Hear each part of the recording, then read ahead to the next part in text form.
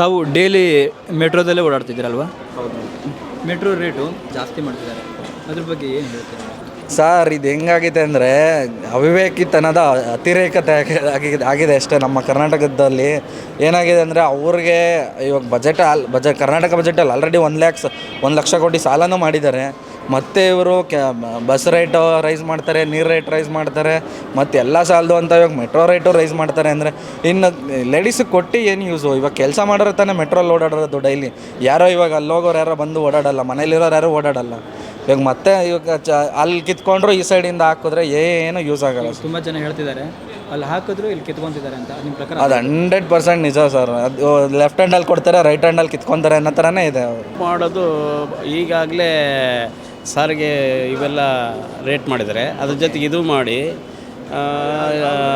ಮಧ್ಯಮ ವರ್ಗದವರಿಗೆ ಏನೋ ಒಂದು ರೀತಿಯಲ್ಲಿ ಮೆಟ್ರೋ ಇದು ರೇಟ್ ಆಗಿದೆ. ಯಾವುದು ಇದು KSRTC ಬಿಟ್ಟು ಅದು ರೇಟ್ ಆದರೆ ಅವರಿಗೆ ಸಾಮಾನ್ಯ ಮಧ್ಯಮ ವರ್ಗದವರಿಗೆ ಬಡವರಿಗೆ ಇದು ತೊಂದರೆ ಆಗೋದು. ಆದ್ದರಿಂದ ಮೆಟ್ರೋಕ್ಕಾದರೂ ಅನುಕೂಲ ಆಗುತ್ತಾ? ಅದು ಸಮಯ ಅನ್ನೋ ದೃಷ್ಟಿ ಇದನ್ನು ಉಳಿಸ್ಬೇಕಾಗುತ್ತೆ.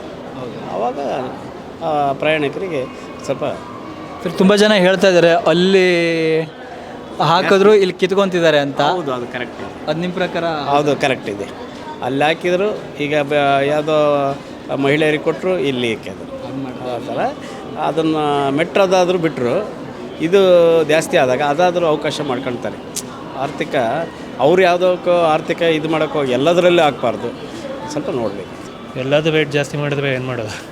ಎಲ್ಲ ರೇಟ್ ಜಾಸ್ತಿ ಮಾಡಿದ್ದಾರೆ, ಇದನ್ನು ರೇಟ್ ಜಾಸ್ತಿ ಮಾಡ್ತಾರೆ. ಅದೇ ಏನು ಮಾಡೋದು? ಏನು ಮಾಡೋಕ್ಕೂ ಆಗಲ್ಲ. ಏನು ಹೇಳ್ಬೋದು? ಬೇರೆ ಎಲ್ಲದಕ್ಕೂ ಫ್ರೀ ಬೀಸ್ ಕೊಟ್ಟು ಇದರಲ್ಲಿ ಜಾಸ್ತಿ ರೇಟ್ ಮಾಡಿದರೆ ಒಂದಿಂದ ತೆಗೆದು ಒಂದಿಂದ ಕೊಟ್ಟಂಗೆ ಜಾಸ್ತಿನೇ ಮಾಡಬಾರ್ದಿತ್ತು. ಮಾಡಬಾರ್ದಾಯ್ತು.